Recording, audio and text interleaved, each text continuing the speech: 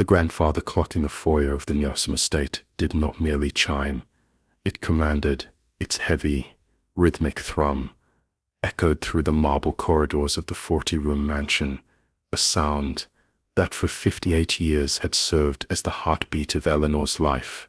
Every Tuesday morning at precisely 9:55 a.m., the sound of Ronald's cane would join that rhythm, clack, tap, clack, as he descended the grand staircase. He was a man carved from granite and old money, his silver hair swept back with a precision that mirrored his ledgers, and his three-piece charcoal suits never possessed a single wrinkle. As a billionaire, whose name was synonymous with steel and global logistics, Ronald Newsom lived his life by a blueprint of absolute predictability. To the world, he was a titan of industry. To Eleanor, he was a mystery wrapped in a cold, cashmere coat. At 10 a.m. sharp, the ritual reached its climax. The heavy front door would groan open, and the scent of Ronald's expensive cedar-heavy cologne would linger in the air long after he stepped onto the gravel driveway. He never took the driver on Tuesdays. He insisted on behind the wheel of the vintage black sedan himself, pulling away from the estate with a quiet hum that signaled his weekly disappearance. For nearly 6 decades, the destination was always the same. A small, nondescript branch of a local bank across town. It was an anomaly that Eleanor could never reconcile. A man who owned private vaults in Zurich and had personal bankers on speed dial in London had no logical reason to visit a branch that smelled of stale coffee and industrial carpet. Yet rain or shine, through market crashes and family illnesses, Ronald went. Just protecting our most valuable asset, Eleanor, he would say whenever she dared to probe. He would press a dry, dutiful kiss to her forehead, a gesture that felt more like a seal on a contract than an act of affection, before adjusting his silk tie in the hallway mirror. Business requires a certain level of tactile management. Don't worry your head about the boring details of the empire. Eleanor would watch him from the window, her hand resting against the cold glass, a silhouette of elegance and haunting sorrow. Their marriage was a structure built on a foundation of don't ask, don't tell, a gilded cage where her only job was to be the perfect reflection of his success. She had learned early on that Ronald's Tuesdays were sacred ground, a border she was never permitted to cross. He handled the money, the secrets, and the boring stuff, leaving her to navigate the vast, silent rooms of their home alone. She often wondered if the asset he spoke of was a hidden investment, a secret offshore account, or perhaps something more scandalous that men of his stature kept in the shadows. As the years bled into decades, the Tuesday vanishing became the only constant in an ever-changing world. Even as Ronald grew older and his gait slowed, the ritual never faltered. He would return at exactly 1 hour, his expression unreadable, his leather briefcase tucked under his arm as if it held the weight of the world. He would offer no details, and she, conditioned by a lifetime of his stoic authority, would ask for none. The silence between them was as thick as the mahogany walls of his office. But as Eleanor stood there on that final Tuesday, watching the black car disappear down the long tree-lined drive, she felt a strange, cold shiver. She didn't know then that the clock had already begun its final countdown, or that the man who had just left was carrying a secret that would eventually shatter the very marble she stood upon. The silence that followed Ronald's death was not the peaceful quiet of a life well lived, but a heavy, suffocating vacuum that seemed to suck the very air from the Newsom estate. He had died exactly where he had lived, at his desk, surrounded by the leather-bound ledgers and digital tickers of his vast empire. The doctors called it a massive cardiac event, quick and clinical, the kind of efficient exit Ronald would have appreciated. In the days following the funeral, Eleanor moved through the marble halls like a spectre, her reflection in the gilded mirrors, a haunting reminder of the 58 years she had spent as the silent partner to a titan. The house, once a symbol of their impenetrable success, now felt like a mausoleum of unanswered questions. It was on the first Tuesday after the burial at precisely 10 a.m. that the habit of a lifetime forced Eleanor toward Ronald's private study. The room still smelled of his cedar cologne and the faint, metallic scent of the high-end security system he had installed to guard his secrets. Her hands trembled as she sat in his high-backed mahogany chair, a seat she had never occupied while he was alive. She felt like a trespasser in her own home, half expecting the heavy door to swing open and Ronald to demand an explanation for her presence. But the only sound was the ticking of the grandfather clock in the foyer, counting down the minutes of a ritual that would never happen again. Her eyes fell upon a single cream-colored envelope resting on top of the blotter, addressed to the bank he had visited every Tuesday for nearly 6 decades. It was an official statement, the ink still fresh, detailing the activity of the account Ronald had claimed was securing their future. With a sharp intake of breath, Eleanor tore it open, expecting to see a figure with enough zeros to maintain their lifestyle for 10 generations. Instead, her vision blurred as she stared at the bottom line. The balance was 0. There were no holdings, no diversified assets, and no trust funds. For 58 years, a man worth billions had been funneling astronomical sums into an account that now sat empty, as if the money had simply evaporated into the Tuesday morning air. The shock of the empty account sent a chill through her that no silk shawl could warm. But it was what she found tucked inside the envelope that caused her heart to truly falter. It was a small tarnished silver key, intricately carved and strangely familiar. Eleanor reached for the base of her throat, her fingers brushing against the skin where a locket had once hung, a piece of jewelry she hadn't seen since the first year of their marriage. Ronald had told her it was lost during their honeymoon, a minor casualty of their new life together. Now, holding the key that clearly belonged to its hidden mechanism, she realized the loss had been another calculation in his grand design. He hadn't been depositing their fortune, he had been using it to fuel a hidden machinery she was only beginning to uncover. Standing in the cold light of the office, Eleanor froze, the key biting into her palm as the realization took hold. Her husband hadn't just been managing an empire. He had been hiding the truth of who she was from the very person she had become. The morning sun offered no warmth as it sliced through the floor-to-ceiling windows of the estate, illuminating the dust motes dancing over Ronald's empty desk. Eleanor sat across from Marcus Thorne, a man whose reputation for finding hidden money was as legendary as it was feared in the high-rise offices of Manhattan. Thorne did not look like an accountant, he looked like a predator in a bespoke suit, his eyes scanning the zero-balance statement with a clinical detachment that made Eleanor's stomach churn. She had lived a life of polished surfaces, but now she was asking a stranger to take a sledgehammer to the floorboards of her marriage. "Mr. Thorne, my husband was a billionaire many times over," Eleanor said, her voice steady despite the tremor in her soul. "He did not simply lose track of 58 years of wealth. I need to know where the Tuesday money went. I need to know if I've spent my life funded by a phantom or if there is another woman, another family, or perhaps a darker debt he was servicing." Thorne didn't blink. He opened a slim laptop and began the digital autopsy of Ronald Newsom's private world. The silence of the room was punctured only by the aggressive tapping of keys, a sound that felt like a series of small, sharp cuts to Eleanor's memory. She watched him work, her mind racing back to all those Tuesdays when Ronald had kissed her forehead and vanished. Was it possible that the man she had loved was a fraud? Was the asset he claimed to be protecting actually a secondary life, a secret household where he was a different man entirely? The thought was a cold blade in her chest, but the uncertainty was worse. For hours Thorne wove through the labyrinth of offshore accounts, shell corporations, and blind trusts that Ronald had constructed with the skill of a master architect. He pulled at threads that led to Switzerland, the Cayman Islands, and then, strangely, back to a series of small private detective agencies scattered across Europe and North America. The money hadn't been lost in the stock market, nor had it been spent on jewelry for a mistress or luxury villas for a secret brood.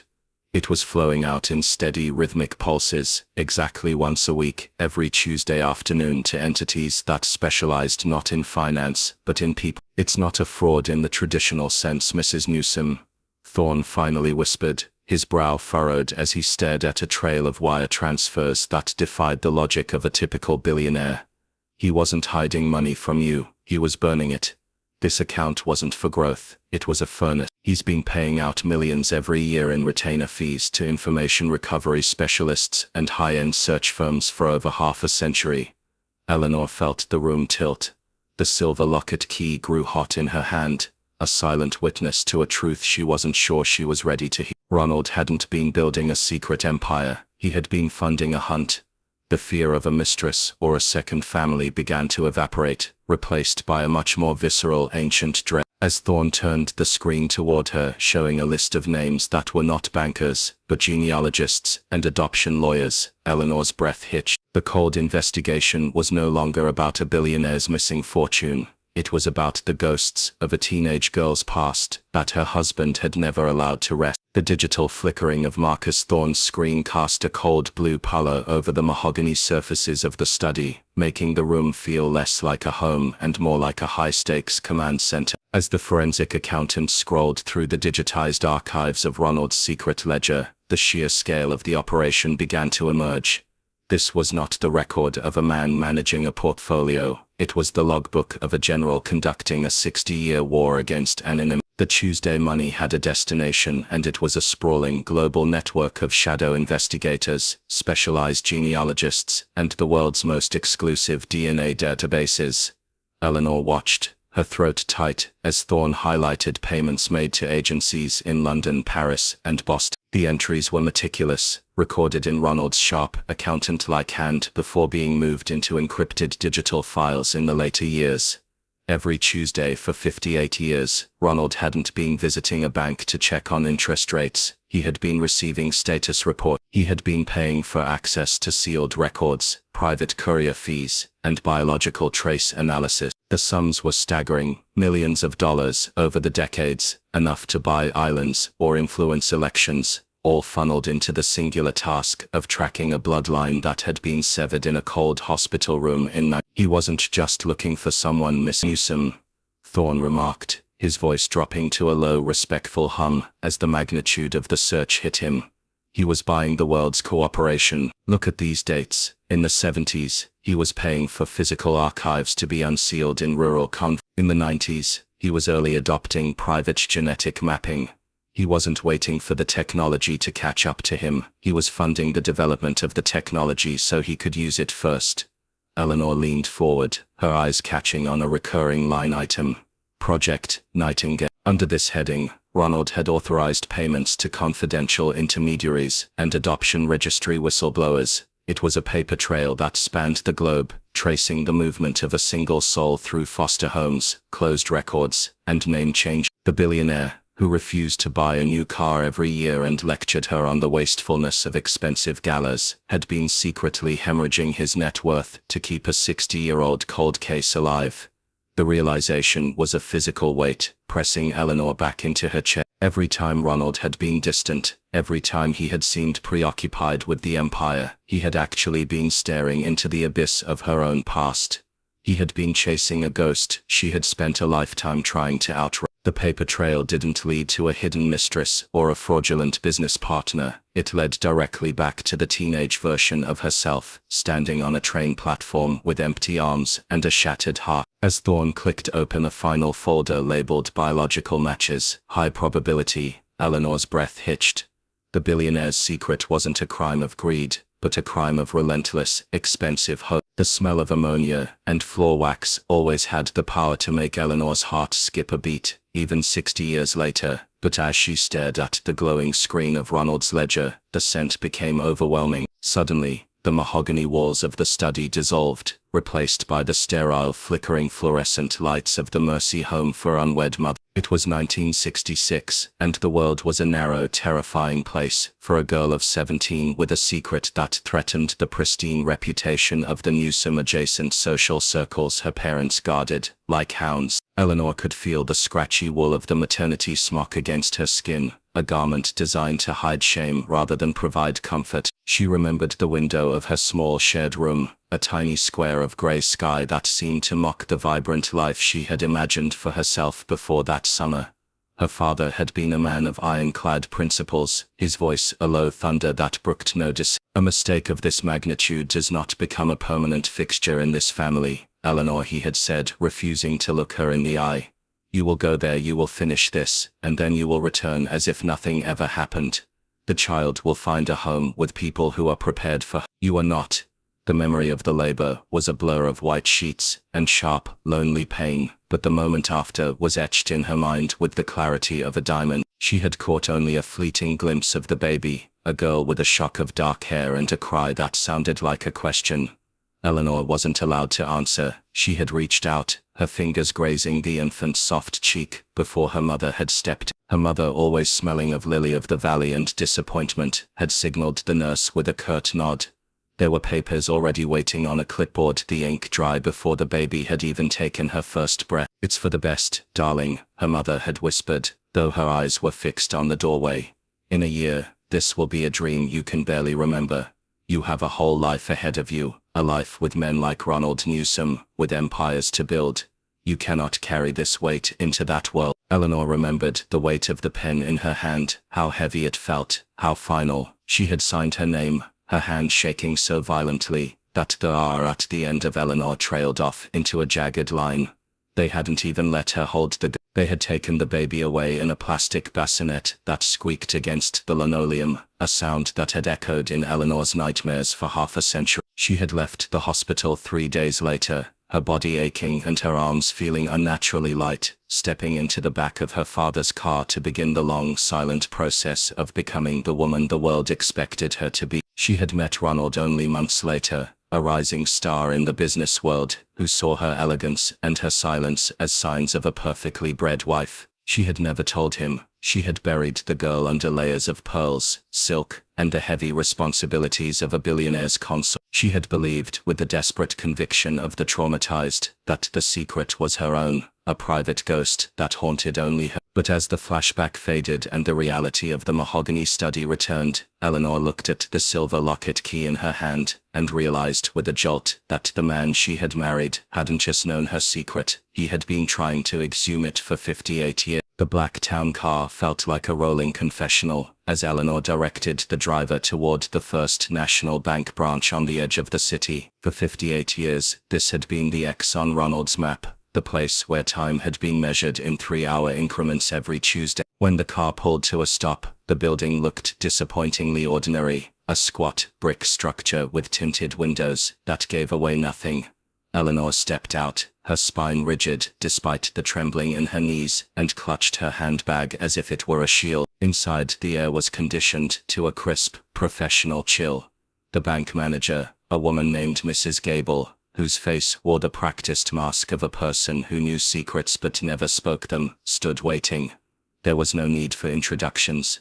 Miss Gable gave a short, somber nod, and gestured toward a hallway located behind the heavy steel doors of the main vault. He left instructions for your arrival, Mrs. Newsom, she whispered, her voice carrying a weight of reverence. He said that when the Tuesdays finally stopped, you were to be given the key. They bypassed the rows of small shared deposit boxes. Instead, Mrs. Gable led her to a solid oak door at the very end of a private corridor.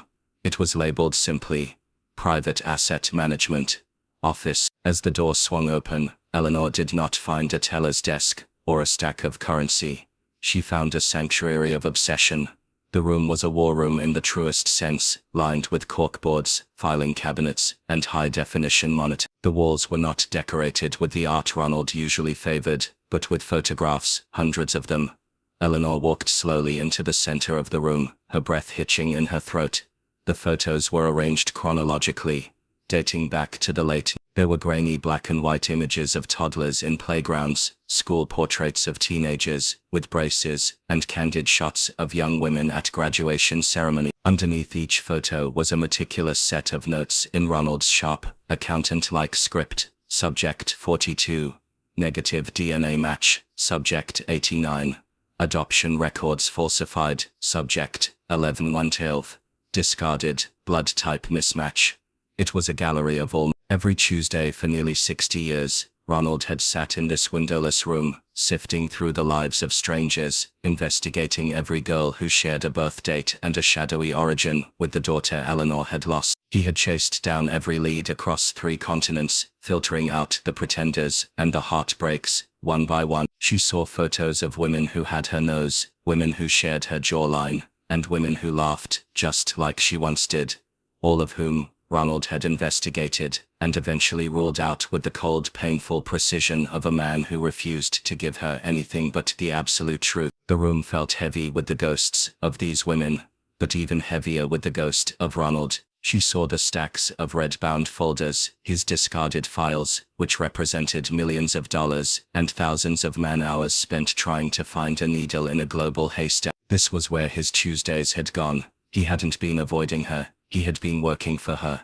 He had turned his vast cold intellect and his billionaire's resources toward the one thing her parents had told her was impossible, undoing the past. As Eleanor reached out to touch a photo of a small girl in a sun hat, she realized that every business trip and every tactile management meeting was actually a silent vigil. She stood in the center of his secret devotion, frozen by the realization that her husband had loved her with a ferocity that required no words, only the relentless pursuit of the one thing that could heal her. The silence in the secret office was different from the silence of the Newsom estate. Here it was charged with the electric hum of a hunt that had never paused.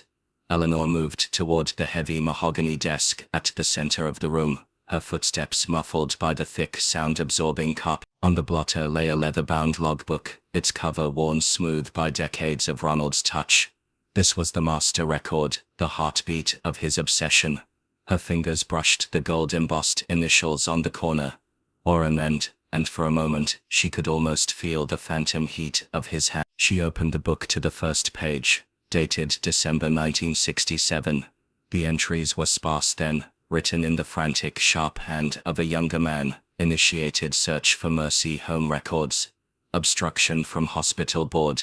Doubling the retained. Page after page, the years flickered by in a blur of ink and effort. Ronald had recorded every dead end with the stoicism of a scientist.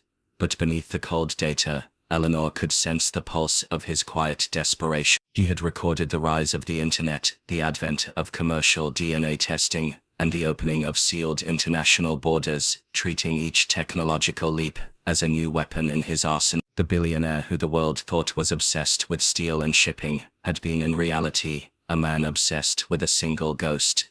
As she neared the end of the logbook, the entries became more frequent, the notes more detailed. Ronald had begun to zoom in on a specific lineage in the Pacific Northwest, a trail of gray market adoptions that had previously been a black hole. Eleanor's breath grew shallow as she turned the final few pages. The ink seemed darker here, as if Ronald had pressed the pen into the paper with a new trembling urgency. Subject 6042. Matches birth weight and time. Blood type O positive. Preliminary facial recognition software suggests 98% maternal similarity. The entry from 2 weeks ago was a frantic scroll of phone numbers and legal citations. Then her eyes landed on the very last page, dated the Tuesday before he died, the final day he had kissed her forehead and walked out the door of their golden cage. The handwriting was no longer sharp. It was weary, yet triumphant.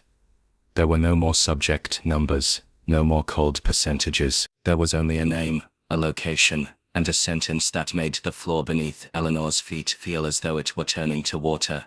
Found her. Everything confirmed. After 58 years, the asset is recovered. 10:00 a.m. meeting, scheduled for next week. Eleanor's hand flew to her mouth to stifle a sob that had been 60 years in the making. The next week Ronald had written about was today, this Tuesday. At 10 o'clock, he was supposed to be sitting in this very chair, finally closing the ledger on the secret war he had fought for her. He had died on the 1-yard line of her salvation, leaving the final step of the journey for her to walk alone. She looked at the desk clock. It was 9:05. The realization hit her with the force of a physical blow. The meeting hadn't been cancelled. Ronald had spent his billions to ensure that, even in his absence, the machinery of his love would continue to turn. He had timed his life's work to culminate in this room. On this day, at this exact hour. The clock on the wall clicked to 10:00 a.m., with a sound that felt as loud as a gunshot in the stagnant air of the secret room. Eleanor stood paralyzed, her hand still resting on the final triumphant scroll of Ronald's logbook.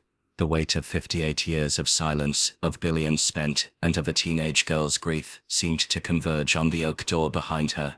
Then the handle. It was a slow, deliberate movement, devoid of the bank manager's professional haste. The door swung inward, and the world Eleanor had known for nearly 6 decades simply ceased to exist. A woman stepped into the light. She was not the spectral infant from the Mercy home, nor was she the grainy subject of a private investigator's telephoto lens. She was a living, breathing reality of 60 years, dressed in a simple wool coat the color of autumn leaves. She stopped just inside the threshold, her hands clutching a small leather handbag with a grip so tight, her knuckles were white. For a long, agonizing moment, neither of them spoke. The air between them was thick with the dust of a history that had been forcibly rewritten. Eleanor's breath hitched, a jagged sound that broke the silence. She looked at the woman's face and felt a shock of recognition so visceral it was almost violent. The woman did not have Ronald's steel or his granite composure. She had Eleanor's. She had the same high, elegant cheekbones, the same slight curve of the jaw. And most devastatingly, she had Eleanor's eyes wide, amber-flecked, and filled with a haunting, ancient sorrow. It was like looking into a mirror that had been shattered and painstakingly glued back together. "I was told there would be a man here," the woman whispered, her voice trembling with the resonance of a cello. "A Mr. Newsome. He sent me a plane ticket and a letter. He said he had spent a lifetime looking for me so he could give me back to the person I belonged to." She reached into her coat pocket and withdrew a thick cream-colored envelope. The paper was heavy, the same high bond stock Ronald used for his most important corporate merger. As she held it out, Eleanor saw that the woman's hand shook with the same rhythmic tremor that had plagued Eleanor's own for years. It was a genetic signature, a quiet inheritance of nerve. Eleanor took the letter, her fingers brushing the woman's skin. A brief, electric contact that bridged 60 years of cold, empty distance. The letter inside was long, written in Ronald's final, weary hand. It wasn't a business document, it was a confession. He had written to the woman, whose name was Sarah, detailing the truth of her birth, the cruelty of the parents who had forced the separation, and the unending love of the 17-year-old girl who had never truly let her go. He explained that his wealth had no meaning if it couldn't buy back the one thing Eleanor had truly lost. Eleanor's eyes blurred with tears as she read the final line.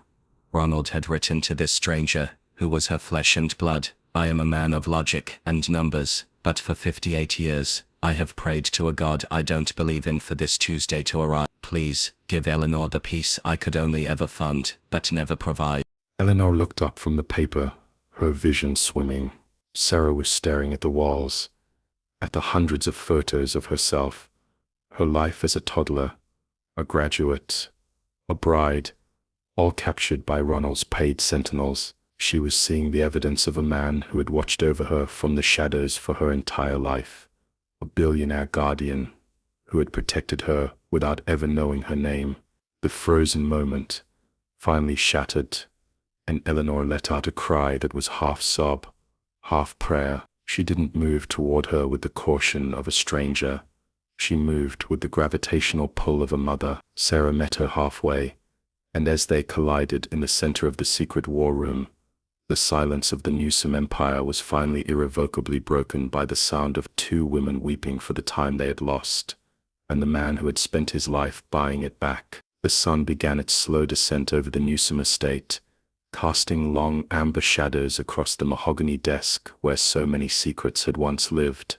Eleanor sat alone in the quiet of the study, though the house no longer felt like a mausoleum. Sarah was in the guest suite, resting after a day that had defied the laws of time and grief, and for the first time in 58 years, the suffocating pressure in Eleanor's chest had eased into a steady, rhythmic ache of gratitude.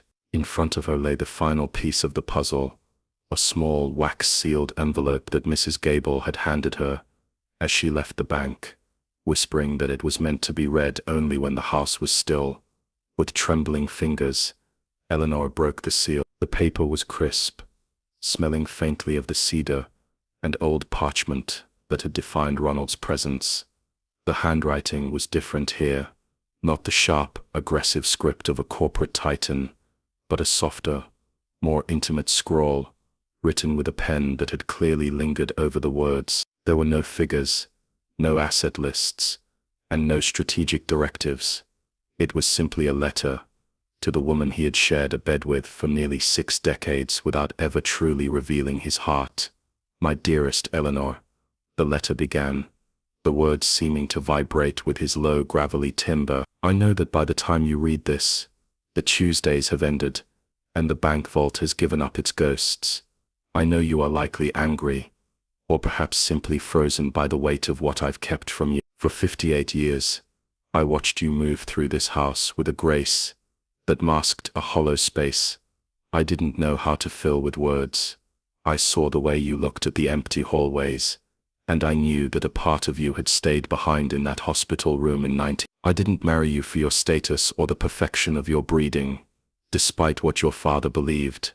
I married you because I saw a woman who had survived a theft, and I decided then that I would spend every resource I possessed to become the man who could return what was stolen." Eleanor's tears fell silently, spotting the heavy vellum.